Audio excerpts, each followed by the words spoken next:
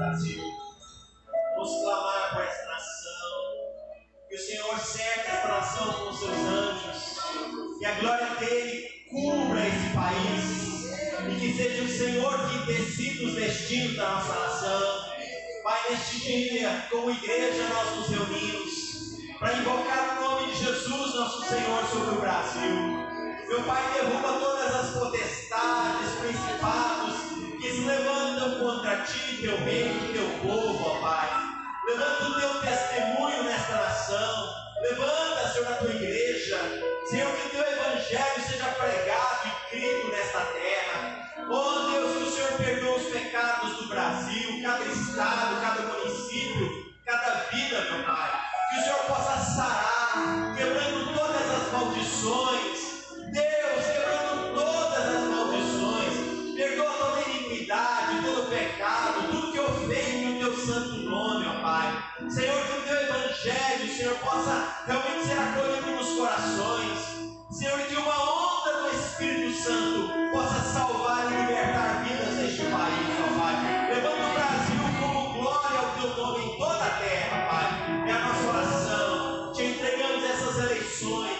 Que o anjo do Senhor esteja, Senhor Deus, realmente visitando, Senhor, essas apurações em cada estado. E que ao fim o Senhor possa realmente selecionar os teus ungidos, os teus guerreiros, Pai, em todas as instâncias do poder, na autoridade do nome de Jesus.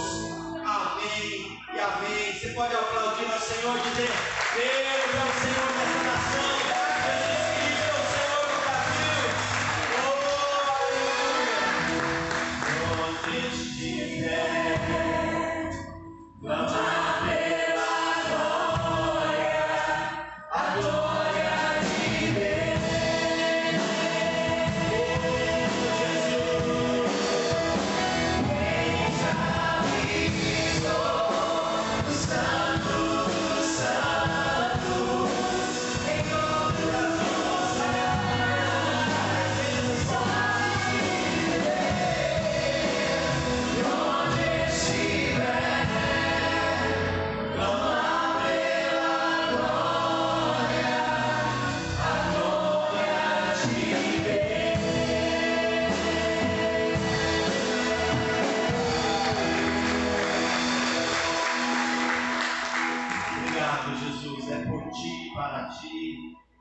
Todas as coisas. Vamos orar com as crianças, vamos abençoar nossos filhos. Em nome do Senhor Jesus, venha aqui, por favor. Amém, Senhor Jesus. Que bênção. Glória a Deus. Opa. Ali aqui. Que bênção, Jesus. Obrigado, Pai. Nós te apresentamos, Jesus, os teus pequeninos, consagramos a ti no teu altar, declaramos que sobre eles está a bênção, a mão do Senhor. Deus, que nesta sala sementes preciosas possam ser semeadas em corações que cairão, Senhor Deus, sementes que cairão em terra fértil, marcarão por todas as suas vidas, e assim, Senhor, a tua graça transbordará em sua história e seu crescimento, para a glória de Deus. Deus abençoe. Amém? Aleluia! Glória a Deus, queridos. Que bênção. Vamos abrir a palavra do Senhor. 1 Pedro capítulo 1. Obrigado, Jesus. 1 Pedro capítulo 1. A partir do verso 3. Temos aqui o apóstolo Pedro celebrando, festejando o nome do Senhor, dizendo: bendito seja o Deus e Pai de nosso Senhor Jesus Cristo.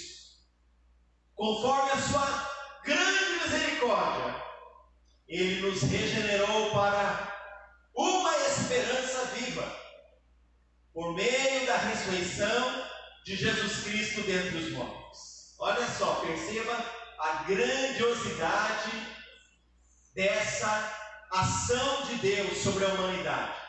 O apóstolo Pedro está louvando, glorificando a Deus, né?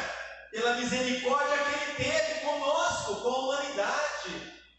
porque nós éramos pecadores e fomos perdoados. Deus teve misericórdia, enviou Jesus para nos salvar, Ele nos regenerou para uma viva esperança. Amém, queridos? Tinha algo que estava rompido dentro de nós, que impedia a nossa conexão com o Senhor, mas isso foi reconectado. Quem pode dizer amém?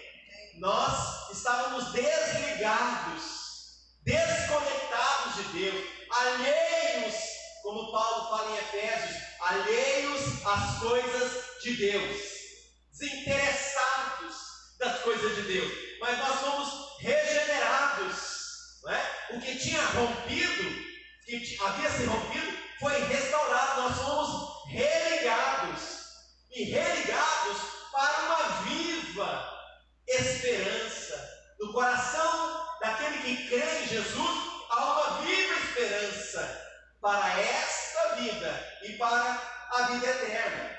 E aí ele nos diz mais aqui no versículo 5 agora: nisso vocês exultam. O que é exultar? É celebrar, é festejar, é comemorar, né? Alguém que está realmente em êxtase por saber dessa notícia, e mais ainda quem teve essa experiência.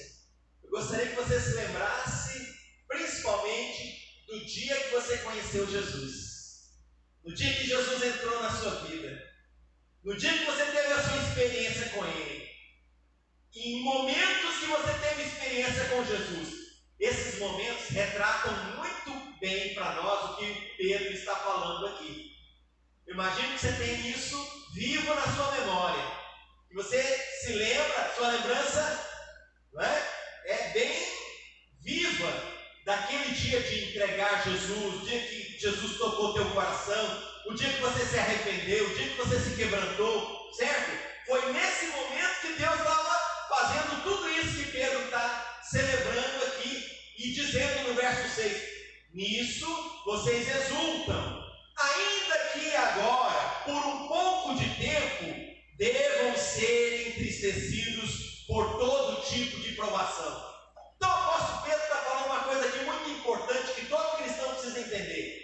Deus fez algo maravilhoso, Deus fez algo sensacional, Deus fez algo grande demais nas nossas vidas. Nós fomos regenerados, e você sabe que foi porque você se lembra do dia que Jesus te tocou, e de todas as vezes que Ele encontrou com você, você encontrou com Ele.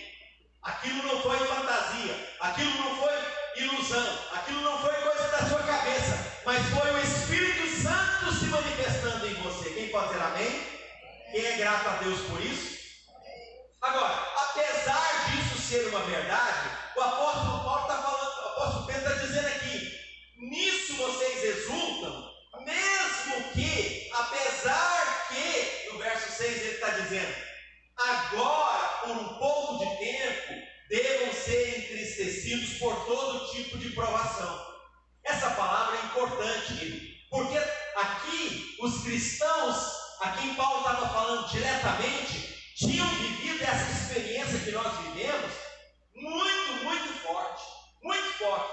Só que apesar de deles terem recebido Jesus, deles terem sido regenerados, deles estarem maravilhados com a experiência que eles tiveram com Deus, a vida deles agora era uma vida dura. Estava sendo uma vida dura. Era uma vida que eles estavam passando provações.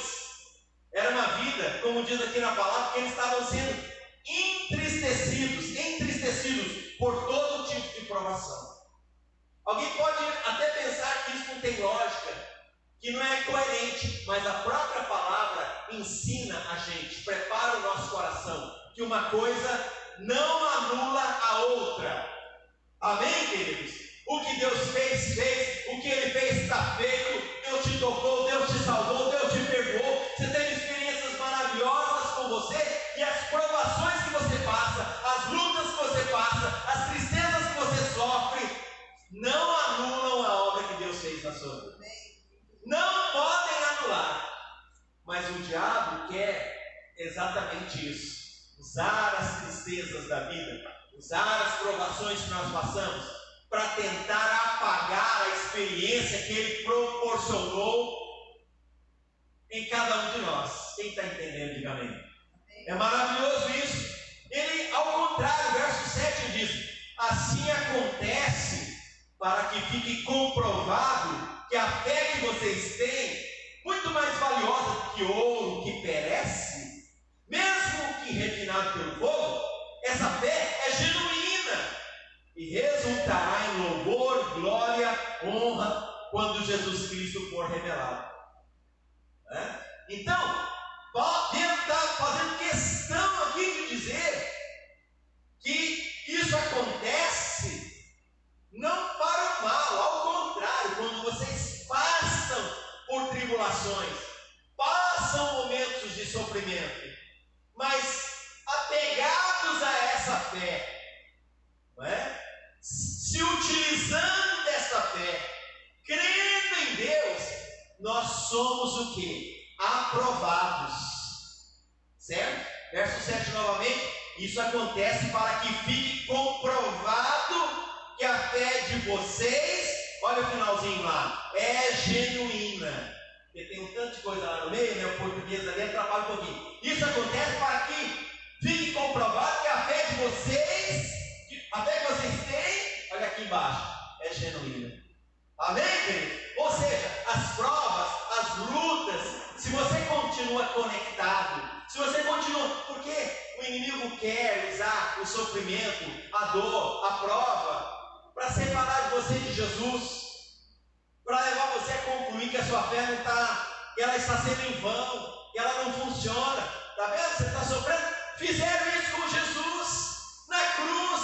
Falaram para ele assim: ó, se você é filho de Deus, desce daí, né? Lembra que falaram para Jesus? Provocaram Jesus dessa maneira, e Jesus não precisava provar nada para ninguém. Amém, queridos? Ele estava certo, como Paulo diz: eu sei em quem eu tenho crido. Amém, meu irmão? Acione esse botãozinho se você estiver passando por lutas e tribulações. Acione esse botãozinho na hora que você estiver passando por um momento difícil. Não abandone a sua fé. Ao contrário, você fala: graças a Deus, a minha fé agora vai ser aprovada, e ela vai ser demonstrada que é uma fé genuína. Amém, meu irmão? Você vai passar e vai sair do outro lado. Verso 8: mesmo não tendo visto, vocês amam, e apesar de não verem agora, creem nele e exultam com alegria indizível e gloriosa. 9: pois vocês estão alcançando o alvo da sua fé, que é a salvação das suas almas. A nossa salvação está sendo consolidada nesse avanço da vida, onde você segura o escudo da fé, mesmo diante das adversidades. E eu queria usar mais uma passagem aqui essa noite para compartilhar com vocês, que é Amós. Amós, capítulo 7, verso 12, vai nos revelar uma coisa muito interessante. Semana passada, nós ministramos sobre a vida de Agar. Agar teve uma experiência lá naquele deserto, onde ela pensou que ela estava sozinha, esquecida, que agora ela estava perdida. Deus a visitou, Deus falou com ela, e ela falou o seguinte: tu és o Deus que me vê. El Roi, tu és o Deus que me vê. Ela teve uma experiência, ela adquiriu uma experiência que ensinou para ela uma verdade, que Deus não era um Deus que estava para lá em qualquer lugar por aí e não fazia nenhum caso para ela. Não, Deus a viu, Deus estava vendo a vida dela, certo? Ela aprendeu isso, e nós precisamos saber disso. Foi o que nós ensinamos na semana passada. Hoje, baseado nessa palavra de Pedro e agora aqui em Amós, nós vamos perceber que quem era Amós? Amós era um profeta de Deus muito simples, era um cara muito humilde. Vamos ler aqui o verso 12. Depois Amazias disse a Amós: vai embora, vidente. Vidente no Velho Testamento não tem nada a ver com o vidente de hoje em dia, não, né? Vidente hoje em dia é adivinho, cara supersticioso. Vidente era um outro nome do Velho Testamento para profeta, né? Aquele que via segundo Deus. Então, um profeta, lá, o sacerdote da terra, que era Amazias, ele está mandando Amós ir embora. Vai lá profetizar na sua terra, em Judá, porque ele estava em Israel, né? Na nação de Israel. Vai ganhar lá o seu pão. Vai ganhar. Por quê? Porque naquela época, você vai ver, existiam vários profetas. Existiam os profetas de Deus e existiam os profetas de Baal. Você vê que essa história aqui não é de hoje, é antiga. Sempre houve os de Deus e os inimigos de Deus. Havia profetas de Deus, Amós era um deles. E existiam os profetas de Baal. E os profetas de Baal eram os profetas oficiais. Eles tinham títulos na sociedade, né? Eles eram contratados pelo governo daquele tempo, né? Debaixo do sacerdote Amazias e de Jeroboão, que foi um rei muito maligno mesmo naquele tempo. Então, Amazias estava falando assim: olha, nós já temos aqui os nossos profetas. E Amós não estava sendo bem-vindo, porque ele estava denunciando a corrupção, porque ele estava denunciando o pecado do povo, que ele estava mostrando, né, que Deus ia trazer juízo por causa da maldade do coração do rei e o caminho que o povo estava andando. Então, no verso 13, ele diz: não profetize mais em Betel. Olha, nós não queremos te ouvir, porque este é o santuário do rei e o templo do reino. 14. A resposta de Amós é a seguinte, ó. Amós respondeu a Amazias: eu não sou profeta, nem pertenço a nenhum grupo de profetas. Apenas cuido de gado e faço colheita de figos silvestres. Mas o Senhor me tirou do serviço junto ao rebanho e me disse: vá e profetize a Israel, o meu povo. Ou seja, o Amós, ele estava falando: olha, eu não sou profeta por profissão, não. Porque os outros profetas eram todos profissionais da profecia, eram oficiais contratados. E quando eles falavam o que eles achavam melhor. E eles falavam palavras para agradar o rei. E não tinham coragem, não tinham fé para confrontar quem precisava ser confrontado. E Amós não era um profeta oficial. Ele não era um profeta patrocinado pelo Estado. Como ele diz, ele não era nem conhecido como profeta, mas Deus o levantou como profeta. E é interessante, qual era a profissão de Amós? Ele fala aqui, e isso é muito importante, que Deus o havia tirado aqui no verso 14: apenas cuido do gado e faço colheita de figos silvestres. Ele cuidava do gado, que era uma profissão muito, muito simples. Era uma situação muito, muito humilde. Quem olhava para Amós, não dava nada para ele. Ele não tinha os estudos que os outros tinham, não tinha a linguagem que os outros tinham, não falava politicamente correto, né? Ele não estava ali querendo agradar ninguém. A palavra dele era dura, incomodava, machucava, ofendia. E o pessoal falou: não, vai lá para sua terra, vai ganhar o seu pão.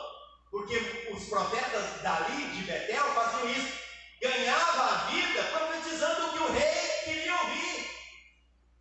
Ou seja, eles estavam totalmente desconectados de Deus, do Espírito de Deus, de uma vida consagrada, de uma vida temente. E é importante nós vermos isso aqui no Velho Testamento, queridos, porque nós não temos que aceitar todos, não temos que aceitar todos que se dizem homens e mulheres de Deus.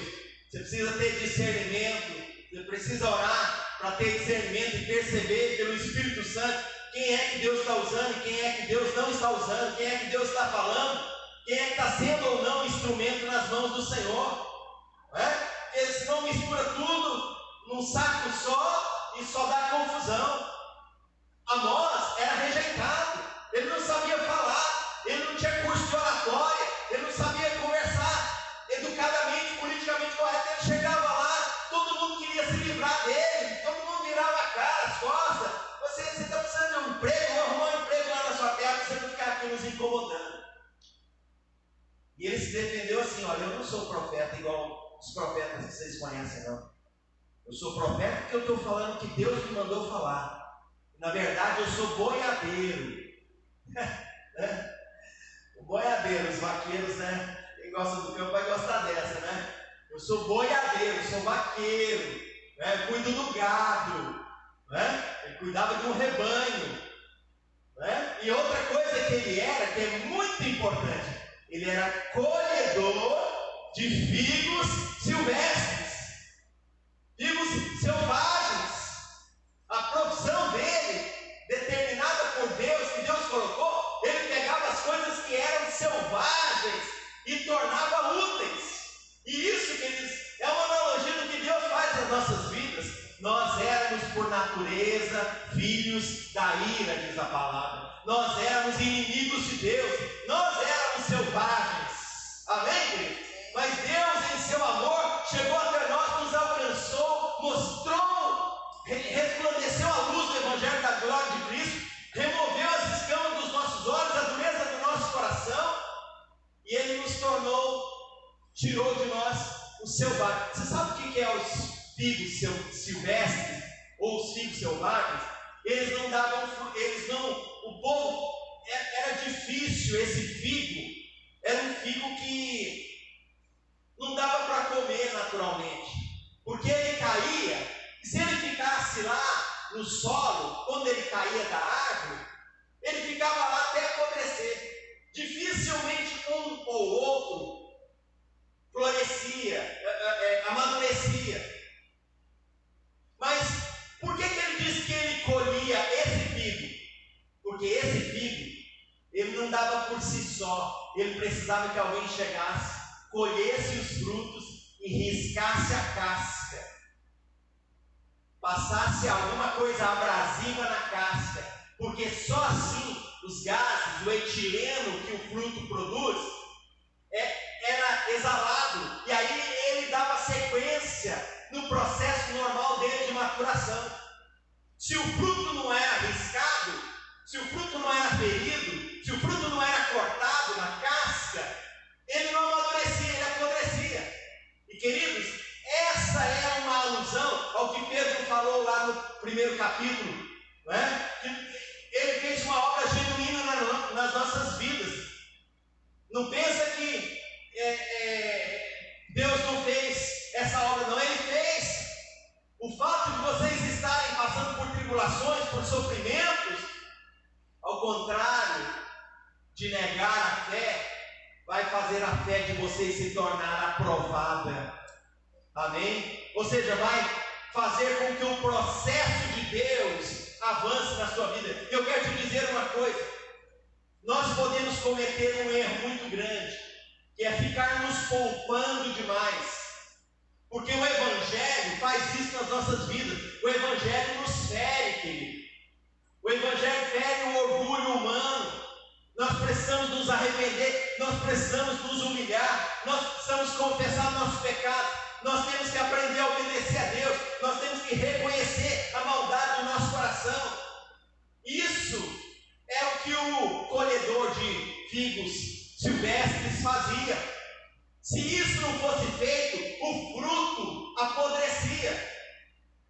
E nós temos que tomar cuidado, porque a nossa vida não pode apodrecer. Você não pode deixar a sua vida apodrecer. E para não apodrecer, você tem que passar pelo curso natural da vida.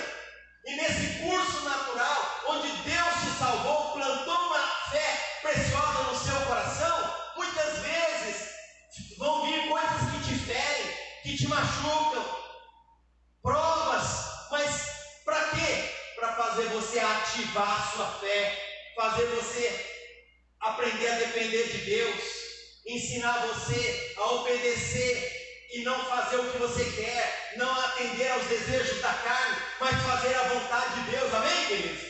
Esse ferir a casca é um símbolo da cruz de Cristo,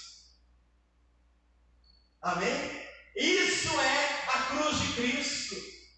Muitas pessoas, como eu ia dizendo, às vezes se poupam.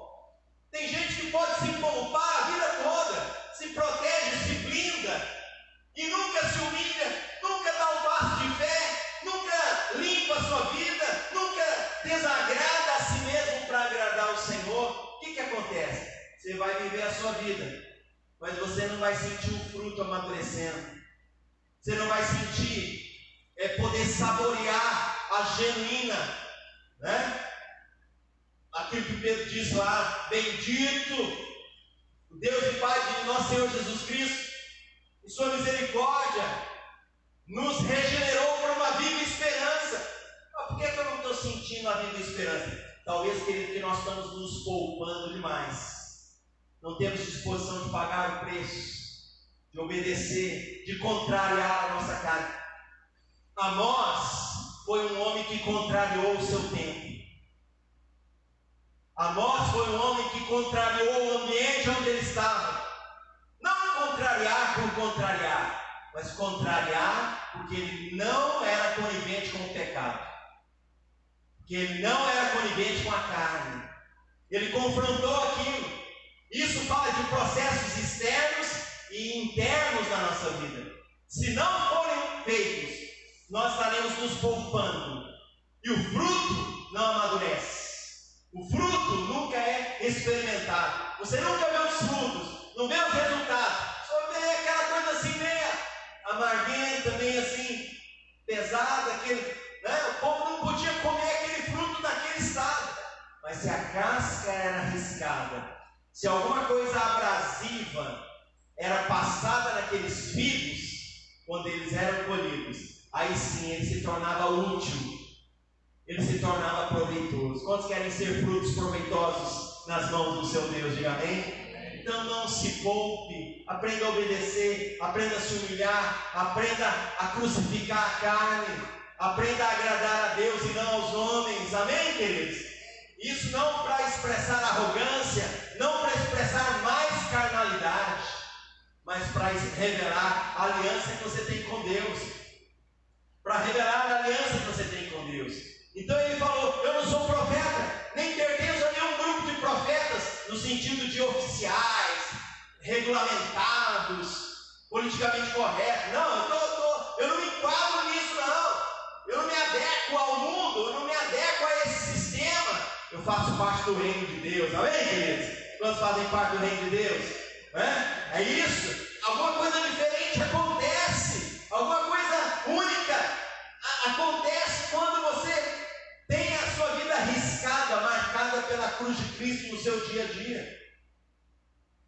Eu quero mostrar para você, ainda para encerrar, aqui em 1 Coríntios, capítulo 1, verso 26 em diante.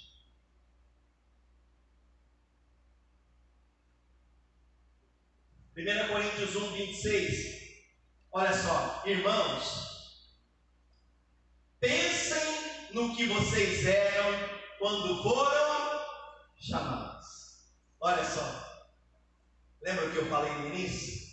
Deus marcou sua vida. Quantos lembram do dia que você encontrou Jesus, que Jesus te encontrou?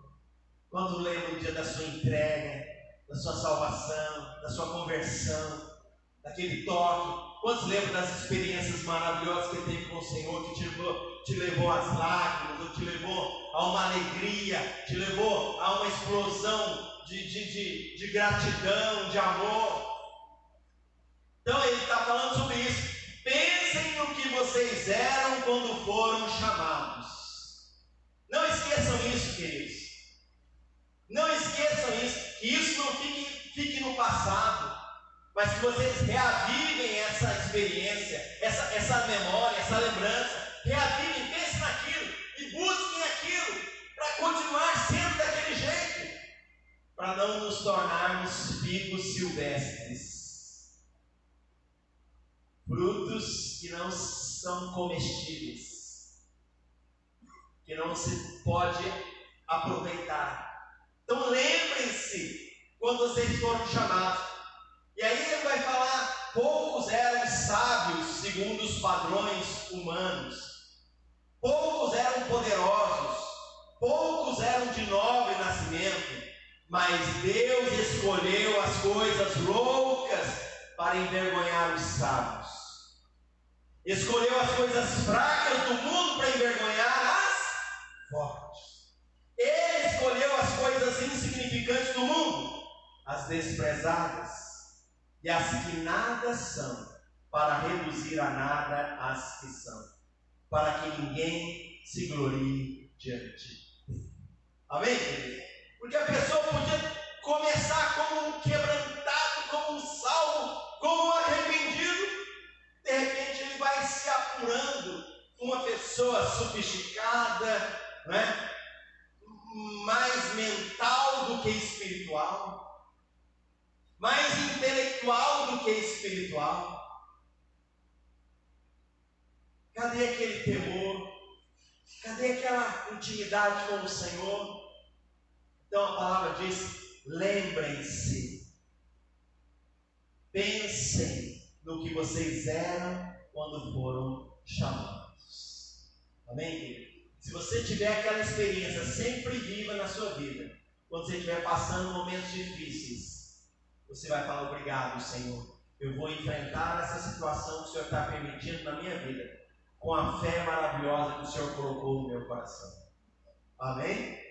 E ela será suficiente para me conduzir, fazer essa travessia e chegar do outro lado, experimentando a tua promessa, a tua bênção e a tua vitória para a minha vida. Quem pode dizer amém? Esse é o plano que Deus tem para nós nesses dias, queridos. Sabe? Não permita a sua vida ser um figo silvestre, que in natura é inútil, não serve para nada, ele apodrece. Você não foi chamado por Deus para apodrecer, você foi chamado para frutificar, para ser útil nas mãos de Deus, para viver uma fé genuína.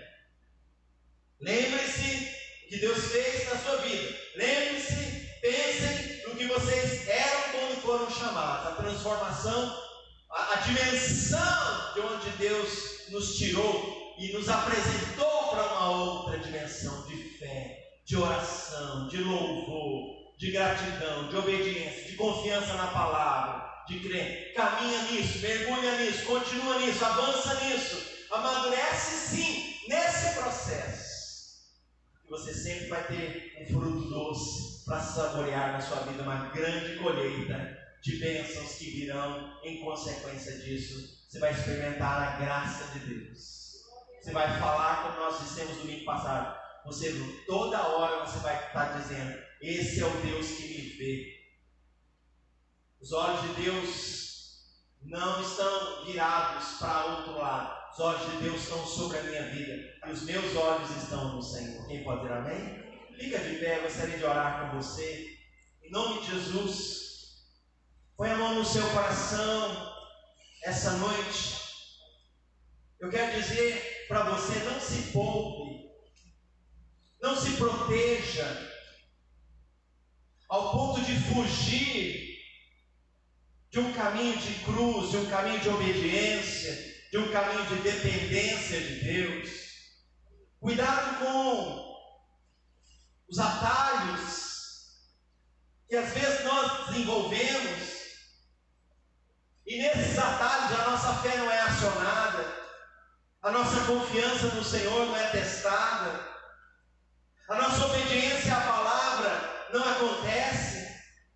Se você estiver se poupando assim, se protegendo assim, querido, você vai evitar que o processo de Deus avance na sua vida. E Deus tem um processo para você. Deus é um Deus de processos. Deus é um Deus de processo. Você vai passar por etapas. E não adianta querer queimar nas etapas. Se tiver que passar, passa. Se tiver que enfrentar, enfrente. Mas com aquela fé genuína, lembrando sempre quem você é, as experiências que Deus te proporcionou. Mesmo que você esteja num ambiente de iniquidade, como Amós estava, ele não abaixou a cabeça. Ele não se misturou. A vida dele incomodava os outros. Ele falava a verdade. Que havia luz. Porque ele não era conivente com o pecado. Quem pode dizer amém? Pai querido, esta noite, Senhor, que esta obra esteja avançando em nossas vidas, em nossos corações. Livra-nos de nos poupar, de nos proteger, fugindo, Senhor, dos teus caminhos, fugindo do teu processo, evitando, meu Deus, as situações que o Senhor permitiu para provar a nossa fé. Meu Deus, em nome de Jesus, ajuda-nos, ajuda-nos, ajuda-nos a lembrar o que foi que o Senhor fez e que possamos ter sempre o exultar no coração, nos lembrando da tua maravilhosa obra em nossas vidas, Pai. Levanta as suas mãos, fala: Pai, eu quero a tua vontade na minha vida. Fala para Deus: Senhor, eu não quero ser um figo silvestre da casca dura, que o destino é apodrecer. Não, eu não aceito isso para a minha vida. Se eu tiver que ser descalificado, se eu tiver que ser abrasado, se eu tiver que passar pela cruz, se eu tiver que ser ferido, meu Pai, em fé eu recebo, Senhor, contando que eu possa frutificar, contando que eu possa florescer, contando que eu possa avançar, para que o Senhor possa me coroar e me vestir com a tua glória, em nome do Senhor Jesus. Diga: eu recebo essa unção. Põe a mão sobre a sua cabeça agora e fala: Senhor, eu recebo essa unção. Eu quero caminhar, quero crescer assim, quero avançar assim, Pai. Pai, abençoa teus filhos, cuida dos processos que cada um está vivendo e ajuda-nos a viver na sua plenitude, em nome de Jesus. Eu me rasgo por inteiro, faço tudo, Senhor, mas vem novamente. Eu mergulho na vida em ti. Peço que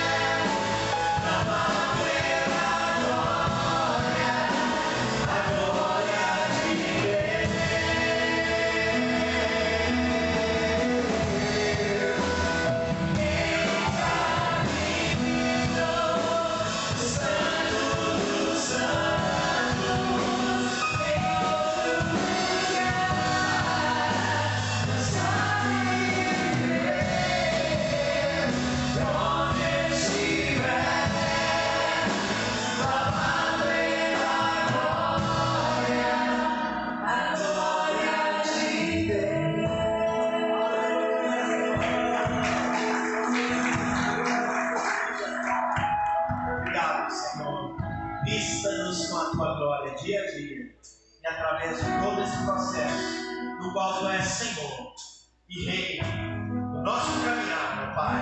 Leva-nos para crescer, para nossa fé ser maior a cada dia, Pai. Nossa comunhão contigo ser mais íntima, nossa experiência mais profunda. Pai, debaixo da tua graça nós queremos avançar, em nome de Jesus. Amém, queridos? Glória a Deus. Quem está junto nesse processo, diga amém. Amém. Deus é contigo. Aleluia. Prepara a sua oferta, seu dízimo, seu parceiro de Deus. Você que precisa de um envelope, levante a mão, nós vamos levar até você. Você vai poder consagrar a sua oferta, seu dízimo. Você que quer contribuir com, está nos acompanhando em casa, nosso Pix 2799-225-0270. 2799-225-0270. Você pode consagrar sua oferta, dízimo ou parceiro de Deus. Pai, nós consagramos esse novo mês na tua presença, como já foi orado. Nós declaramos que todo ele será coberto da provisão do Senhor, em nome de Jesus, Pai. Proclamamos a nossa dependência, te adoramos com esses dízimos, com essas ofertas, com esses parceiros de Deus. Em nome de Jesus, seja honrado, Pai, seja mostrado pelo coração de cada um dos teus filhos o lugar de honra que o Senhor ocupa em nós, Pai, em nome de Jesus. Abençoa e prospera o teu povo, hoje e sempre. Amém. Amém, queridos. Glória a Deus. O Senhor te abençoe. Quero convidar você para estar conosco na terça, nova campanha, agora já é mês de outubro, e sábado, 19h30, com o nosso Cine Arena. Todos estão convidados. Ontem teve um probleminha aqui, mas sábado que vem teremos, e domingo que vem estaremos aqui juntos adorando ao Senhor. Amém? Vamos ficar em pé, fazer uma oração, terminando. Lá atrás tem um suco, uma coisa para você ter uma comunhão conosco lá, tá? Quem está aqui conosco, Deus abençoe os que estão nos acompanhando em casa. A mão do Senhor seja a sua vida. Pai amado, obrigado por essa noite. Obrigado, Senhor, por este culto. Nós declaramos esta noite que Tu és o Senhor e Rei das nossas vidas, dos nossos corações. Cobre esta semana, cobre com Teu sangue este mês. Já envia Teus anjos abrindo os caminhos, ó Pai, e nos conduz debaixo da Tua proteção, provisão e bênção e paz, em nome de Jesus. Querida igreja, que o amor do nosso Deus e Pai, a comunhão, a graça do nosso Senhor e Salvador Jesus Cristo, a unção poderosa, o consolo precioso do Espírito Santo, transborde na sua vida, no seu coração, em nome de Jesus. Amém. Deus te abençoe. Vamos em paz.